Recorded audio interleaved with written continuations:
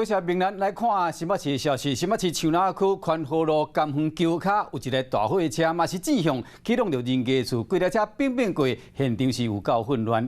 为这画面中，才看到这个大货车是呢驶真紧，车身拢已经起去啊，去弄着人家厝的大门，现场呢硬碰碰，啊弄着了几台车呢，这个倒瘫痪伫路中央，伊所在的土石啊落个满世界，人家厝的大门甲鱼叉是弄安尼东倒西歪。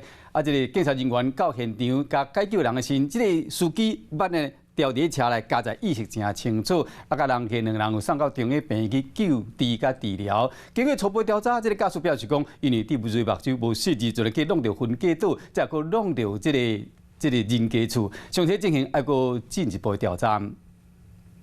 大家好，我是林依文。想要掌握多元的新闻资讯，当然也包括体坛动态，就要锁定华视新闻频道，还有订阅华视的 YouTube 频道，按赞、订阅、开启小铃铛。